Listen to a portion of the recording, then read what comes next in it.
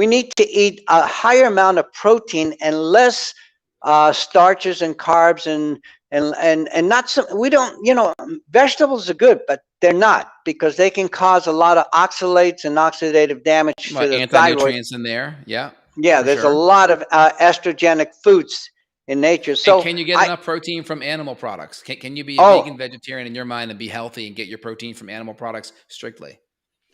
you have to be from animal products only. That's how we do. You And why though? know. Why? Well, did I lose you? No, I'm here. You're going. All right. Well, you're kind of getting your stuff here. I'll kind of riff on it a little bit. I mean, the reason why I think Dr. Bernd may be a big fan of animal protein, I think I am as well, obviously, is going to be just the amino acid profile. You're going to get all your top 8 or 9 essential amino acids with a lot of vegetarian proteins. You got to combine them, and when you combine them, usually you're missing either a methionine or a lysine or a protein. You got to combine them. The problem is when you combine them, you get a lot of extra carbohydrates. When you typically combine animal or vegetarian proteins, rice, beans, whatever, quinoa, usually it's about a 60 to 70% starch to your 15 or 20 grams of protein. So you end up getting a lot of carbohydrate.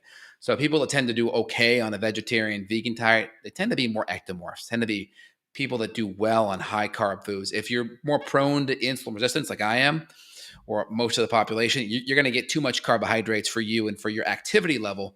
And so you really got to choose good animal proteins where you get the proteins, you get the fats. Obviously, you're also getting less omega-6, less of the inflammatory foods that are going to be in those vegetarian proteins. So it's good to get it from animal sources that are pasture-fed, naturally raised, grass-fed, whether it's eggs, chickens eating bugs, whether it's beef and grass and cows and grass, whether it's chickens, whether it's lamb. Pasture-fed diet's going to shift that fatty acid profile, and that fatty acid is more in a natural state. It's going to be more anti-inflammatory, nutrient dense, and you're going to get a lot more nutrition in the animal product. So we lost Dr. Bernd here, so I'm going to just keep on riffing unless he can jump back on here and just try to provide a lot of value for y'all. And if you want to kind of come in here in the chat, guys, and just put some questions in, I'll feel free and rip off some of that. So just summarize, collagen, really helpful, really good building blocks, connective tissue for your joints, ligaments, tendons. You're not going to get that animal protein. So love collagen. Again, I worked Dr. Bernd to kind of formulate my own collagen that has the peptide form. We'll put links down below where you guys can get it. The problem with a lot of collagen on the market, they're made with sulfuric acid. So when you blend it in coffees and teas, you taste it. It's got this really not so good aftertaste. And so when you use proteolytic enzymes, it's going to blend better. It's not going to have the aftertaste. And then you get these signaling proteins in there, which are really important. So if you have joint issues, especially as you get older and you start to see your gaps in your x-ray start to drop a little bit with the hip or the knee, and you start to go bone on bone, you need the connective tissue building blocks to build back up that joint space. Very important. If you don't bring the raw material in, you're gonna have a problem. Next big thing is you need the omega, good quality fatty acids, more from animal. If you're going to do more of the vegetable, make sure it's keeping on the low temperature side. Very important.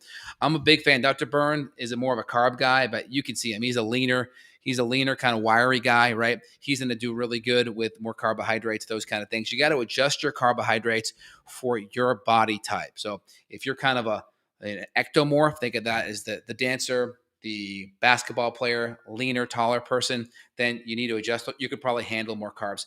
If you're the mesomorph, that's the in between. I'm kind of the mesomorph. I'm kind of like the linebacker, right? You can be lean, but you can also get big too.